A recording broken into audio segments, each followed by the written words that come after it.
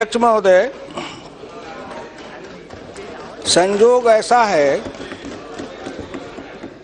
कि जब कभी उधर से वीरप्पा मोइली जी बोलते हैं तो ठीक उनके बाद मुझे बोलने का अवसर मिलता है। वीरप्पा मोइली जी जब बोल रहे थे तो अंग्रेजी के ना जाने कौन कौन शब्द का इस्तेमाल कर रहे थे। मैं तो उतनी अंग्रेजी के उन शब्दों को जानता नहीं, लेकिन उनके भाव को मैं समझ रहा था। आखिर वीरप्पा मोइली जी, आप भी ओबीसी समाज के हैं और मैं भी ओबीसी समाज का हूं। का दुख जाने दुखिया, का दुख जाने दुखिया माए। हिंदुस्तान में दो हिंदुस्तान है। एक हिंदुस्तान है गांव का हिंदुस्तान भारत, और दूसरा हिंदुस्तान है जिसको कहते हैं इंडिया। वीरप्पा मोइली जी, आप इंडिया से बोल रहे थे और मैं भारत से बोलता हूं। आप जब बोल रहे थे तो आपकी भाषा और आपकी भावना को हिंदुस्तान के मुट्ठी भर लोगों ने समझा होगा, और मैं जब बोलता हूं तो मेरा उत्तर प्रदेश बिहार तक के ग्रामीण क्षेत्र में काम करने वाली माँ बहन मजदूर किसान सब समझ रहे होंगे। और इस लोकसभा के चैनल से जब बातें प्रसारित होती है तो उन सब तक जाती है। अध्यक्ष महोदय, मैं बोलने से पहले एक बार प्रार्थना करूंगा। या देवी सर्वभूतेषु मातृरूपेण संस्थिता नमस्तस्यै नमस्तस्यै नमस्तस्यै नमो नमः। आपने हिंदुस्तान के उस गर्भिणी माँ के बारे में कभी सोचा? नहीं। मैं उदाहरण देता हूं। मैं जिस समय अपने माँ के पेट में था, उस समय मेरी माँ को अगर दूध, दही, मक्खन, घी, मछली, मांस, अंडा, फ्रूट, क्या कहते हैं, ड्राई फ्रूट, फल, सब्जी भरपेट खाने को मिला होता तो शायद आज भी मेरा रंग रूप कुछ दूसरा हो गया होता। लेकिन चूंकि मैं उस माँ के पेट से जन्म लेके आया हूं, जिसको भरपेट, जब मैं माँ के पेट में था तो भरपेट भोजन नहीं मिला, आधे पेट खा के सोती थी, और कभी कभी माँ के पेट में भी मुझे भूखा रहना पड़ता था। आपने सोचा? आपके दिल में कभी दर्द हुआ? नहीं। हम तो जेलों में, आपके राज में जेल में जाते थे तो गाते थे, धनवानों के राजमहल हम गरीब को फांसी घर, हम चलो बसाए नया नगर। मैं धन्यवाद देना चाहता हूं श्रीमान प्रधानमंत्री नरेंद्र मोदी जी को कि उन्होंने उस मां के दर्द को समझा और उस गर्भिणी माताओं के लिए 6,000 रुपया भोजन के लिए दिया। सुनो मेरी बात को, हिंदी भाषी इलाके के लोगों, अगर पिछड़े हो, दलित हो, गरीब हो, मजदूर हो, किसान हो, गांव की झोपड़ियों में रहने वाले हो, सुनो, अपनी अपनी माताओं तक इस संदेश को पहुंचाओ। 6,000 रुपया प्रत्येक गर्भिणी माताओं को भोजन के लिए मिला। डॉक्टर लोहिया इसी लोकसभा में खड़े होकर कहा था, अरे जिस समय मैं 1960 में ग्राम पंचायत का प्रधान बना, उस समय कितने लोगों का जन्म नहीं हुआ था। सावन में जन्मा गीदड़, भादव आया बाढ़, तो कहा ऐसा बाढ़ जीवन में कभी नहीं देखा। इसलिए मैं आप लोगों से प्रार्थना करूंगा, और खास करके रंजीत रंजन, मैं उस कोसी के इलाके में घूमा हूं, और जितना मेरे शरीर से पसीना गया होगा उतना आज के नौजवान दूध नहीं पीते होंगे। इसलिए आपसे मेरी प्रार्थना है, सुनिए मेरी बात को। डॉक्टर लोहिया इसी लोकसभा में श्रीमती इंदिरा नेहरू गांधी को कहा था कि हिंदुस्तान में वो माँ जो गरीबनी माँ है, गर्भ में बच्चे हैं, उनको भरपेट भोजन नहीं, दाल नहीं, प्रोटीन नहीं, विटामिन नहीं, उनको पोषक तत्व नहीं मिलता, इसलिए उनके गर्भ से विकलांग बच्चे, कमजोर बच्चे हिंदुस्तान में पैदा लेते हैं। और जिस देश में माँ के पेट से गरीब, मजबूर, विकलांग बच्चे पैदा लेंगे, वह देश कभी बलवान नहीं हो सकता है। इसलिए उसके तरफ अगर किसी का ध्यान गया, डॉक्टर लोहिया की उस वाणी को किसी ने सुना तो नरेंद्र मोदी ने सुना। इसलिए डॉक्टर लोहिया के शिष्य होने के नाते मैं नरेंद्र मोदी जी को कोटि कोटि धन्यवाद देता हूं। ये जो योजना के बारे में आप बता रहे हैं, हमारी मैटरनल मोर्टेलिटी रेट ज्यादा है भारत में और डिफरेंट प्रदेश में। उड़ीसा सरकार ने पिछले 5 सालों से ममता योजना शुरू किया और आज जो बजट में आया है ये उसी का ही रेप्लिका है। इससे पहले ही आ जाना चाहिए था। ममता योजना is for 5 years after the delivery of the child. ये योजना NHM में नहीं था, दिस इज आफ्टर। सुनिए तो लीजिए, ठीक है, पैदा होना चाहिए। For 5 years Odisha government has been doing it as Mamata योजना। Give it a name. जब आप तो नाम आप बोलेंगे तो सुनाएंगे। जरूरी है, हमारे देश में सब सहारन कंट्रीज का मैटरनल मोर्टेलिटी रेट से भी कम है, इसलिए उसको ऊपर उठाना है, इसलिए ये जरूरी था। तो केंद्र सरकार ने कर लिया, पैसा सारे राज्यों को भी जाएगा। ठीक है, मैं इसलिए कहता हूं, अभी हम बहस कर रहे हैं केंद्रीय योजना पर, और जब केंद्र सरकार की योजना पर बहस करेंगे तो माननीय मोइनी जी कह रहे थे कि इस सरकार की न दिशा है, न दृष्टि है, न संकल्प है। कहां से दिखाई पड़ेगा? खुद अपने को देखिए, इस सरकार की दिशा भी है, दृष्टि भी है और संकल्प है। इसलिए मैं वहीं से शुरू किया हूं। आपने शुरू किया, आपकी सरकार ने शुरू किया, मैं बहुत धन्यवाद देता हूं। अन्य सरकारों ने अगर उस माँ के लिए, बेटी के लिए, महिला के सम्मान के लिए, सुरक्षा के लिए, सुदृढ़ीकरण के लिए, सशक्तिकरण के लिए कुछ किया है तो सब धन्यवाद के पात्र है, उन सबको धन्यवाद दिया जाना चाहिए। लेकिन दिल्ली की सरकार की दृष्टि की बात हो रही है। आपकी दृष्टि कहां थी? नरेंद्र मोदी की दृष्टि कहां है? कि नरेंद्र मोदी उस गरीब माँ के पेट से जन्म लेके आया और नरेंद्र मोदी ने अपनी माँ के गर्भ से ही उस तकलीफ को सहा। इसलिए अब जब प्रधानमंत्री बना तो सबसे पहले कहा, हिंदुस्तान के उन माताओं को सशक्त करो, सबल करो, सुदृढ़ करो, मजबूत करो, आर्थिक मानसिक हालत में उनको मजबूत करो, जिससे उनके गर्भ से बच्चे पैदा ले, वो स्वस्थ बच्चे पैदा ले, शारीरिक दृष्टिकोण से, मानसिक दृष्टिकोण से। और जब मानसिक दृष्टिकोण से, शारीरिक दृष्टिकोण से, बौद्धिक दृष्टिकोण से सबल और सक्षम बच्चे को पैदा करेंगे तो वही सीमा पर जाके लड़ेगा। और किसान का बेटा सीमा पर लड़ता है, सबसे ज्यादा मरता है, लेकिन उसके माँ को सबसे कम खाना मिलता था। नरेंद्र मोदी को मैं हृदय से धन्यवाद देता हूं, उन कोटि कोटि माता की ओर से और उनके संतानों की ओर से, कि आपने मेरी माँ का इलाज करने का काम किया है, खुराक देने का काम किया है। इसलिए कोटि कोटि धन्यवाद के आप पात्र हो। फिर आपसे मैं आगे की ओर जाऊंगा। आपने कहा दिशा, दृष्टि, संकल्प। क्या वित्त मंत्री जी के उस किताब को नहीं पढ़ा जिस किताब में उन्होंने जो लिखा है प्राथमिकताओं का निर्धारण? अंग्रेजी में भी है, हिंदी में भी है। अंग्रेजी वालों ने भी पढ़ा होगा, हिंदी वालों ने भी पढ़ा होगा। मैं इस व्यापक एजेंडा को आगे बढ़ाने के लिए अपने बजट प्रस्तावों को 10 विशिष्ट स्तंभों के अंतर्गत रखने का प्रस्ताव करता हूं, जिनमें निम्नलिखित शामिल है।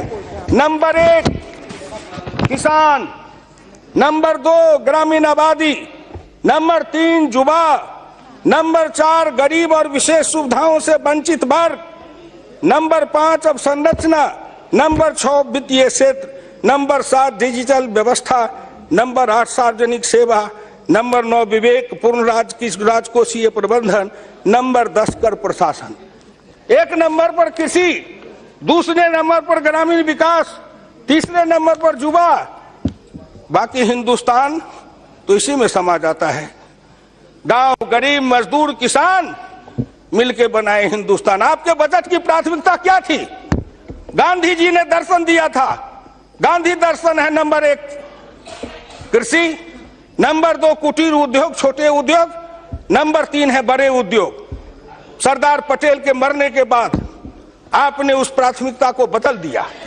फिर मैं नरेंद्र मोदी जी को धन्यवाद देना चाहता हूं कि सरदार पटेल के उस दृष्टि को और गांधी की उस दृष्टि को फिर वित्त मंत्री जी ने लाके शुरू किया है कि नंबर 1 पर कृषि, नंबर 2 पर ग्रामीण विकास, और गांव किसान सबसे ज्यादा पिछड़ा रहा, उसका कल्याण करने के लिए योजना में जोड़ दिया गया है। इसलिए इस भारत सरकार को धन्यवाद। वहां देखिए आप लोगों की दृष्टि कहीं पर निगाहें, कहीं पर निशाना, बात किसी की कर रहे हैं और गीत किसी का गा रहे हैं। अरे गीत गाइएगा, जिसकी गीत है उसके लिए गाइएगा तो सुनने में मजा आएगा ना।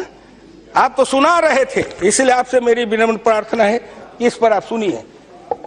अध्यक्ष महोदय, सभापति महोदया, ये हमको लंबी लंबी बात सुनाते हैं।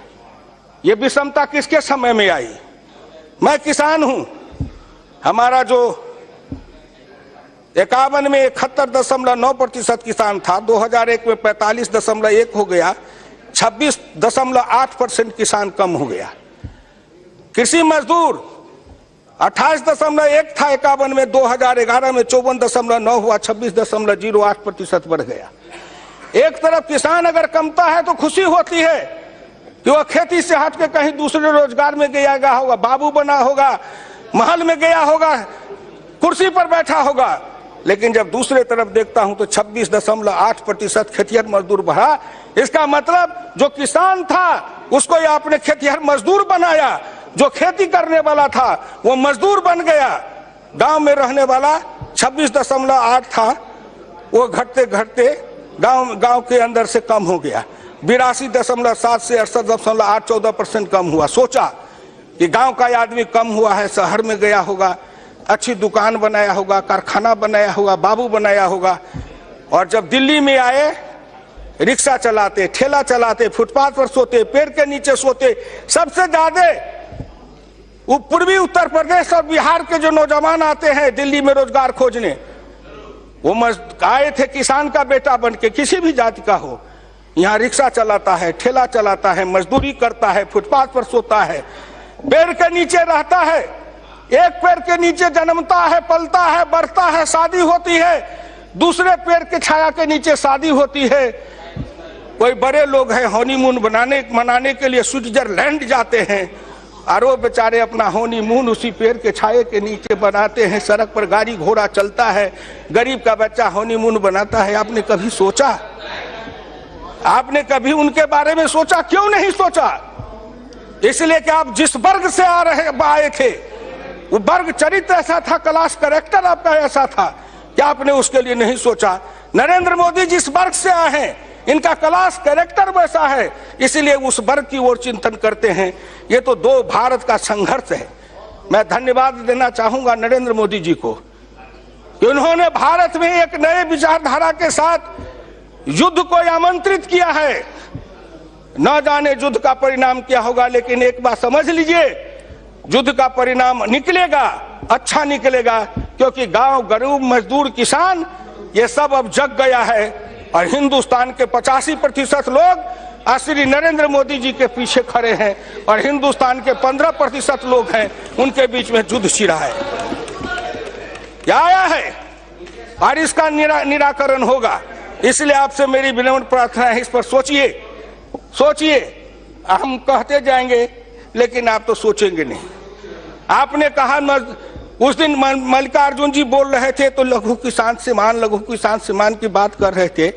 लघु किसान सीमांत किसान 2090-91 में सीमांत किसानों का प्रतिशत था 59.4%, जो घट करके वो किसान 90-91 में, और सीमांत किसान का था 18.8। सीमांत किसान 2010-11 में हो गए 59% से बढ़ के 64-65%, और लघु किसान हो गया 18% बढ़कर 18.52%। ये सीमांत लघु किसान जितने सीमांत किसान थे वो छोटे लघु सीमांत किसान बन गए, तो 2 हेक्टेयर 5 हेक्टेयर जमीन वाले 1 हेक्टेयर आधा हेक्टेयर जमीन के किसान बन गए। इसको किसने इस स्थिति में रहने के लिए मजबूर किया था? इसलिए कम से कम आपसे प्रार्थना करता हूं कि आप इसको सोचिए, ठंडे दिल से सोचिए। हाँ साहब, मल्लिकार्जुन साहब, या आप तो जिस पार्टी से आए हैं, हाँ कहिए। मैं आपकी भाषण में बड़े गंभीरता के साथ सुनता हूं हमेशा, क्योंकि आप एक सोशलिस्ट पार्टी के बैकग्राउंड से आए हैं। पैदाइश से तो कांग्रेस से हुई, लेकिन लोहिया जी पहले कांग्रेस में थे, उसके बाद में सोशलिस्ट बने, वो उनके साथ वो जुड़े हुए थे। अब क्या हो गया है, अब बाल्यावस्था में कांग्रेस थे, जो गृहस्थाश्रम में सोशलिस्ट में रहे, अब संन्यास आश्रम आ गया बीजेपी के साथ है, तो बात और है। लेकिन बात यह है कि क्या आप ये जो लैंड रिफॉर्म्स लाके सबको, जो टेनेंट्स को जो बांटे गए जमीन है या सरप्लस जमीन जो बांटी गई है, उस सबको क्या है अब कंसोलिडेट करना चाहते हैं? क्या उनके लिए छोटे जो किसान हैं उनके लिए कुछ मदद करना चाहते हैं? श्रीमान जी, मैं उसको कंसोलिडेट नहीं करना चाहता, लेकिन मैं उसको फ्रैगमेंटेड भी नहीं करना चाहता। हम अगर एक तरफ वैज्ञानिक मशीनीकृत आधुनिक खेती की बात करेंगे, पहले हल बैल से खेती होती थी, अब ट्रैक्टर से खेती होती है। पहले मजदूर हंसुआ से गेहूं काटता था, अब कंबाइन मशीन से गेहूं काटता है। एक तरफ कहते हैं कि वैज्ञानिक खेती करो, मशीनीकृत खेती करो, और दूसरे तरफ जमीन का बंटवारा करो। वो भूमि सुधार नहीं था, भूमि सुधार नहीं था, भूमि का लूट था। भूमि सुधार का मतलब बहुत कुछ होता है, जिस पर आप बहस करेंगे तब हम कर लेंगे।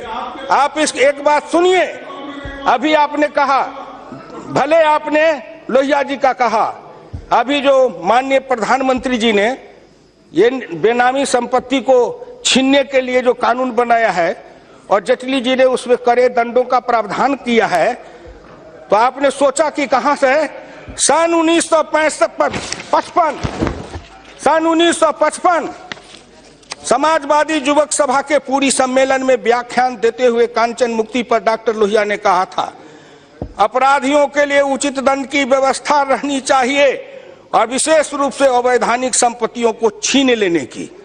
किंतु ऐसे कानून बनाने से पहले आवश्यक है कि उसके समर्थन में शक्तिशाली जनमत तैयार हो। नरेंद्र मोदी जी ने जनमत तैयार करने के लिए कई योजनाएं चलाई है कि जिससे वो समता समाज को लाने का काम कर सके और समता समाज भारत में आ सके। बेनामी संपत्ति छीने जाएंगे, किसके छीने जाएंगे? कल माननीय प्रधानमंत्री जी ने जब विस्तार से कहा था, और फिर कल यही विमुद्रीकरण पर शाम में माननीय जेटली जी अपने प्रतिभा से जवाब दे रहे थे, तो सभी के बाद सब चुप हो गए, किसी की वाणी नहीं निकली, कोई तर्क नहीं निकला। और जब तर्क नहीं निकला तो सदन से चल दिए। कोई बहाना चाहिए, इसलिए आप इस पर सोचिए, गौर से सोचिए। लेकिन मैं एक बात पूछना चाहता हूं मोदी जी, आप इतने आंकड़े उसमें से देते हैं, मैं आंकड़ा नहीं जानता, लेकिन मैं हरियाणा का किसान कहता है हिसाब यूं का यूं, बता कुनमा डूबा क्यों? हिसाब यूं का यूं, अब बता कुनमा डूबा क्यों?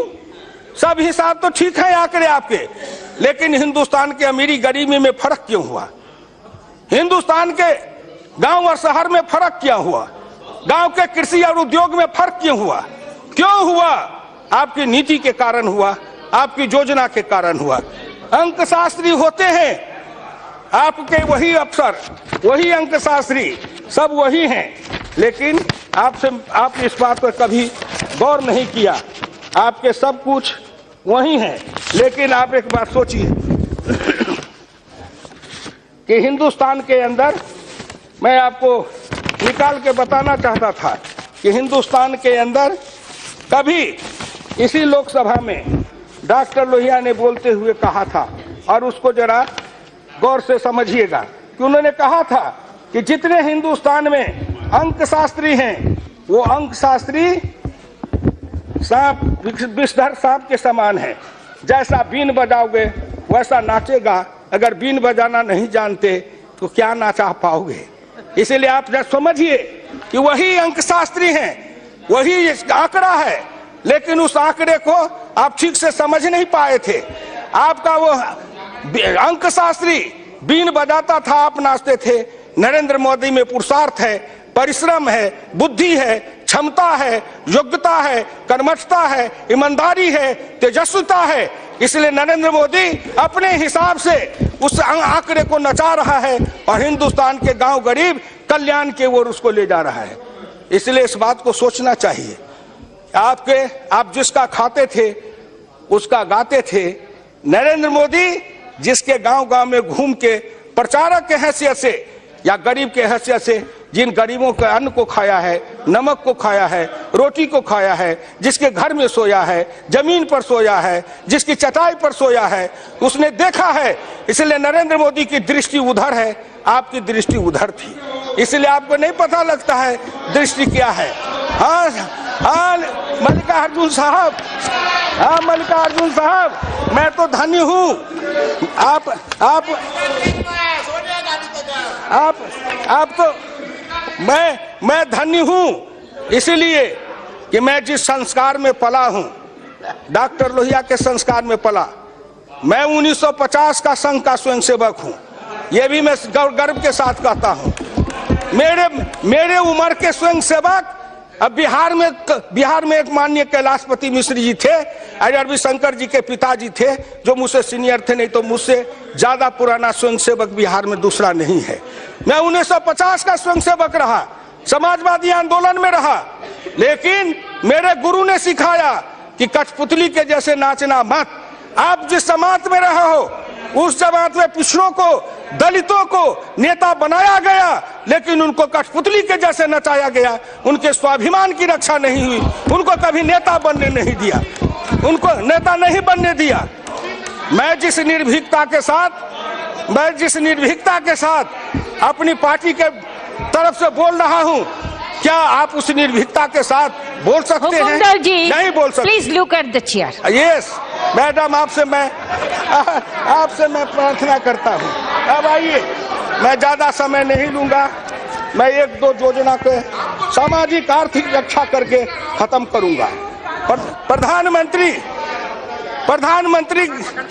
कृषि सिंचाई योजना, प्रधानमंत्री कृषि सिंचाई योजना, अगर मल्लिकार्जुन जी कह रहे थे तो इससे ज्यादा लाभ किसको होगा?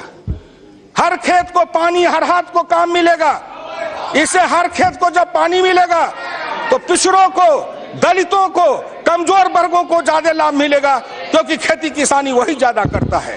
उसके खेत में पानी जाएगा, उसके खेत में हरियाली आएगी, चेहरे पर लाली आएगी, घर में खुशहाली आएगी, बेटों को पढ़ाएगा, आगे बढ़ाएगा। तब आएगा जब खेत में पानी होगा तब।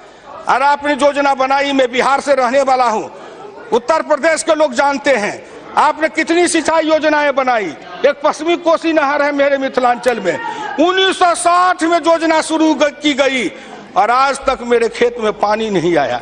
जमीन भी गई, उत्पादन भी गया, उन योजनाएं भी चलती चली गई। वो योजना बनी किस लिए? ऐसी योजना बनाओ जो आगे बढ़ते जाए, कभी योजना पूरी नहीं हो। इंजीनियर, नेता और ठेकेदार तीनों मिलकर के तिकड़ी बनाओ और लूट के खाते रहो। इस योजना को कभी पूरी मत होने दो।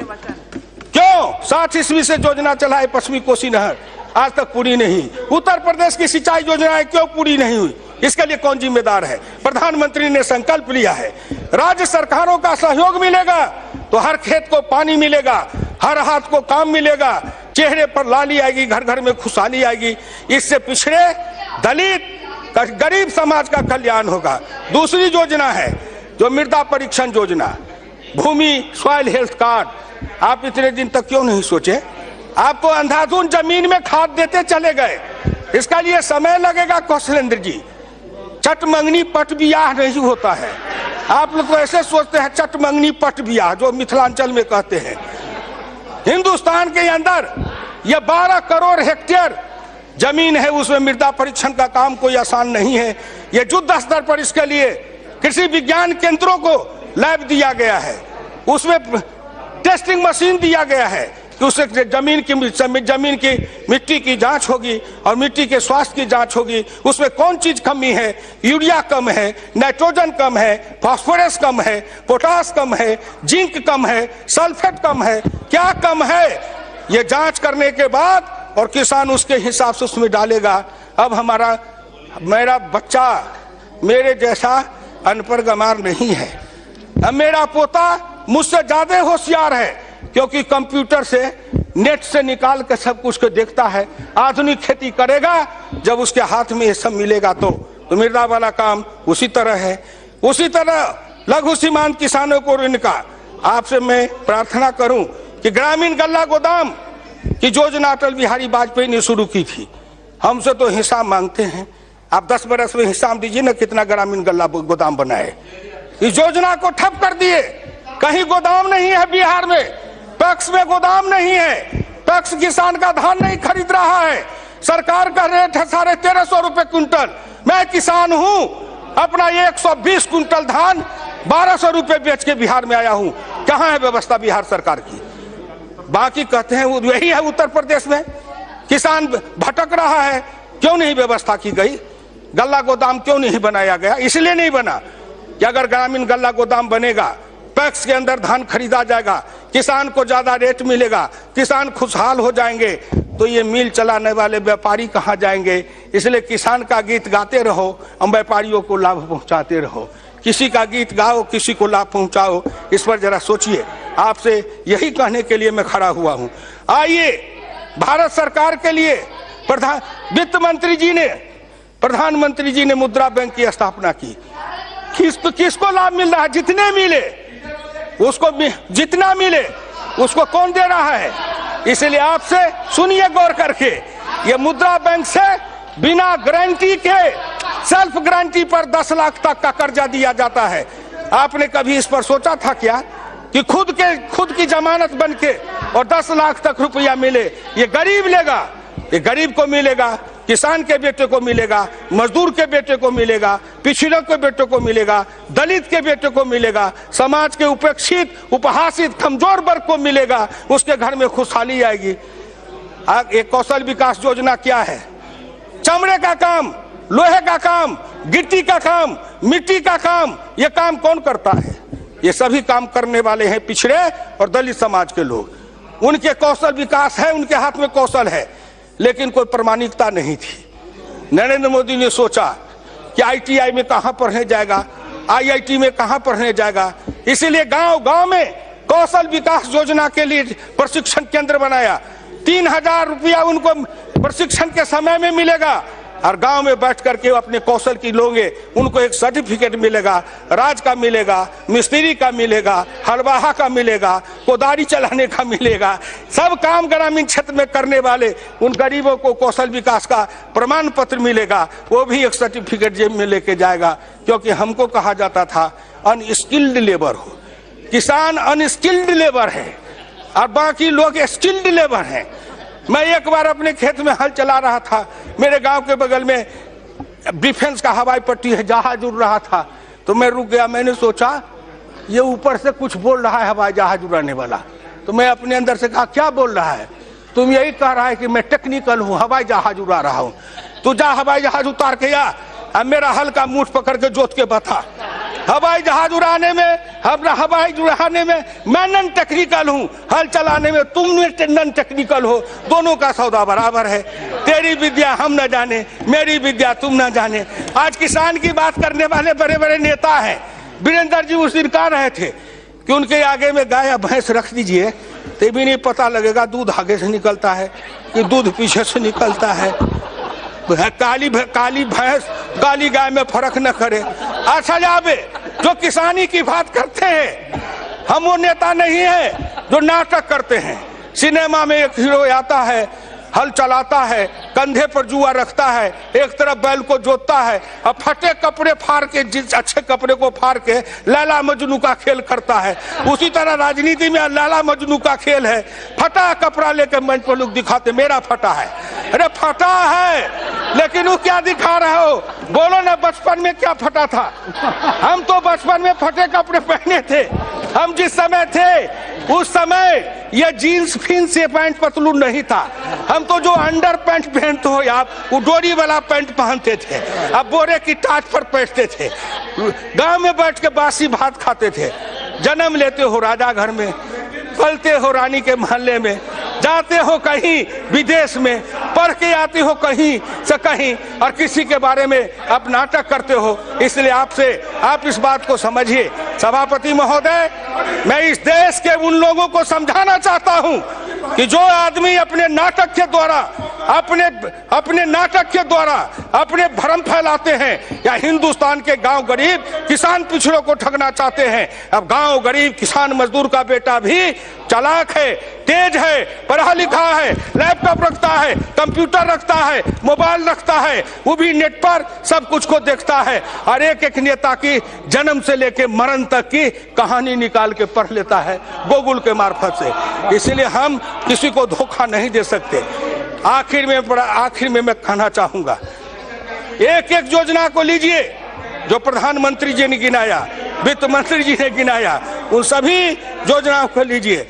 गांव में सड़क बनाने के लिए प्रधानमंत्री ग्रामीण सड़क योजना अटल बिहारी वाजपेयी ने चलाया था। उस समय मैं उनके साथ मंत्री था। क्यों चलाया? गांव में सड़कें नहीं। मैं उसी इलाके में जन्म लिया हूं सभापति महोदय कि बाढ़ के समय जब चलता था उसी इलाके से संतोष जी हैं। जब उस कोसी के इलाके में, कमला के इलाके में बरसात के समय चलता था, अगर चलना होता था तो 3 किलोमीटर साइकिल चढ़े मुझ पर, 6 किलोमीटर हम चढ़े साइकिल पर, कभी साइकिल मुझ पर, कभी मैं साइकिल पर। क्यों? इसलिए कि सड़कें नहीं थी, कीचड़ कादो, और हमारी बेटी शादी करके आती थी भग घुटना कीचड़ में जा करके तब अपने ससुराल जाती थी। ऐसे भारत के दर्द को समझा श्रीमान अटल बिहारी वाजपेयी ने, समझा। उन्होंने प्रधानमंत्री ग्रामीण सड़क की योजना शुरू की। रुको, गांव की गरीबनी बेटी रुको, पिछड़े दलित की बेटी रुको, अब तुम भी पैदल नहीं जाओगी, तुम भी ससुराल से आओगी, जीप गाड़ी पर बैठ के अपने ससुराल तक जाओगी, तुम अब गरीबनी नहीं हो, तेरे भी भाग्य भविष्य बदलेंगे। 10 बरस आपने राज चलाया, प्रधानमंत्री सड़क योजना को ठप कर दिया। पैसा नहीं है, राज्य सरकारें पैसा मांग रही हैं, बहाना बनाते हैं। ऐसा किया कि 3 बरस की योजना को 1 साल में चालू किया कि थोड़ा थोड़ा ईंट धर दो, कहीं का ईंटा कहीं का रोड़ा, भानुमती ने कुनबा जोड़ा, शिलान्यास कर दो, ईंटें डाल दो, सड़क बनेगी नहीं, गांव को खाएंगे, लोग को एक वोट इसी पर लड़ेंगे। लेकिन गांव के लोग इतने मूर्ख थोड़े हैं।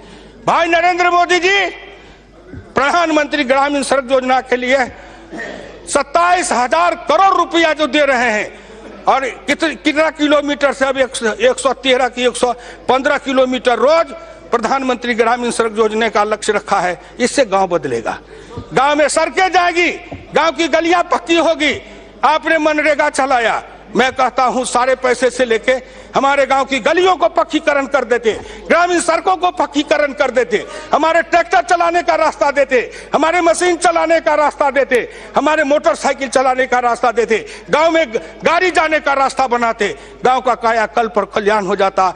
सड़क सबसे ज्यादा रोजगार और सबसे ज्यादा विकास का साधन है। आपका ध्यान उस ओर क्यों नहीं गया? बात करने से नहीं, काम करके दिखाओ। नरेंद्र मोदी बात में नहीं, काम पर विश्वास रखते हैं। इसीलिए आपसे मैं कहना चाहता हूं कि जरा इन बातों पर गौर से सोचिए। कहते हैं कि हुआ क्यों नहीं? बताइए साहब, 60 वर्ष तक, 60 साल तक आप, 2 साल, 2.25 साल तक की सरकार, 60 बरस में आपने किया नहीं। कहते इतने दिन में करके दिखाओ। कबीरदास जी ने कहा, धीरे धीरे रे मना धीरे सब कुछ होए, माली सींचे 100 घड़ा ऋतु आए फल होए। जब योजनाएं चली हैं तो उसमें समय लगेगा, दीर्घकालीन योजना है, कोई 10 बरस में, कोई 20 बरस में उसका परिणाम निकलेगा।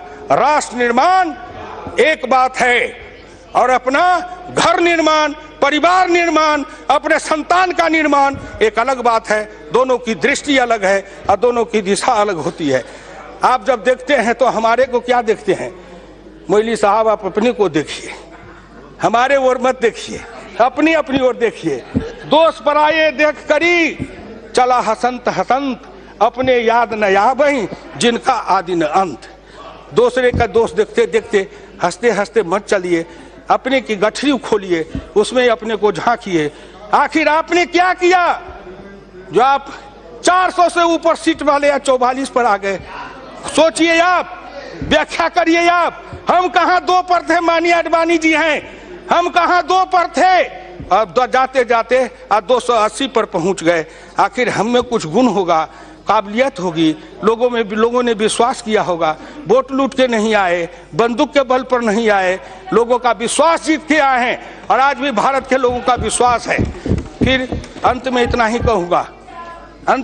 कहूंगा, नोटबंदी की चर्चा बहुत की है, किसान की बात बहुत की है, कल भी भर दिन चर्चा की है, आज भी उतने बात। ये नोटबंदी है कि हरि कीर्तन है आपका? तो जब जब संकट आए तो भगवान का कीर्तन करो, ढोल बजाओ। इसलिए जब से सुन रहा हूं कितने दिन से, एक बार रामलीला के मैदान में वो अन्ना हजारे जी ने, अरे कोई नेता है दुनिया भर में ढोल पीटने वाला, उसका मैं नाम नहीं लूंगा, वो उसमें कीर्तन करता था और सवेरे से शाम तक ढपट ढपट ढपट ढपट ढोल बजावे, लोग तंग आ गए। तो हम लोग पार्लियामेंट में कहा, अरे किसी तरह ढपढपा को बंद करो, किसी तरह बंद करो। ढपढपा बंद कराए। उसी तरह जब से ये 8 तारीख शुरू हुआ, 8 नवंबर से, जब देखिए जिधर देखिए क्या है, नोटबंदी। किसान को, गरीब को, मजदूर को, किसान को, गरीब को, मजदूर को, हम तो किसान हैं। 2000 रुपया हमारे बिहार और उत्तर प्रदेश में 2000 रुपया महीना से ज्यादा नकदी किसी किसान के घर का नहीं है। चावल अपना, दाल अपनी, गेहूं अपना, सब्जी अपनी, दूध अपना, दही अपना। हमारे पास पैसा लेके क्या करेंगे? पैसा कूट के खाएंगे? हमको तो 2000 में महीना चलता है। 4000 रुपया का बदली आया कि बदल लो, किसी तरह बचा के 4000, 2000, 5000 रुपया घर में रखे थे, एक दिन में बदल के ले आए और 3 महीना 4 महीना तक घर में 6 महीना तक खर्चा चलाए। कलेजा फटता है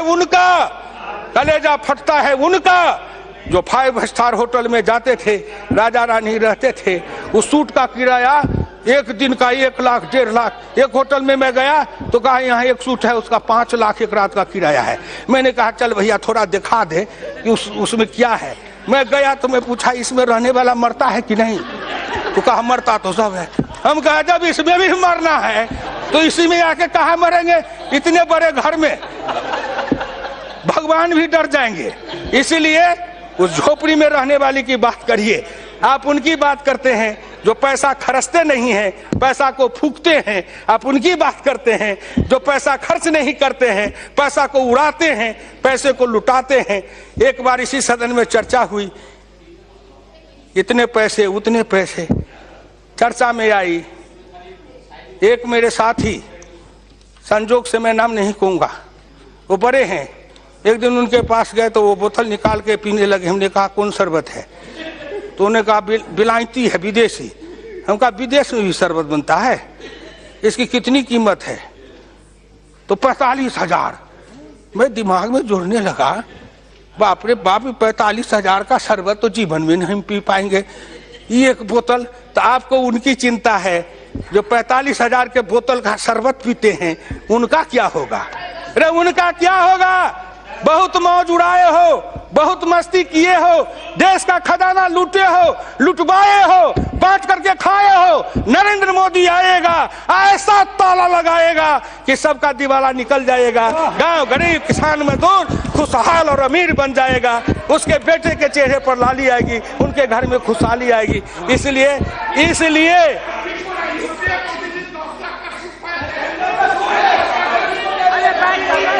ठीक बात है कल्याण जी, आप मेरी बात न समझेंगे क्योंकि आप तो अच्छे वकील हैं। आप तो अच्छे वकील हैं ना? हाँ, जो ज्यादा पैसा देगा उसका बहस करते हैं।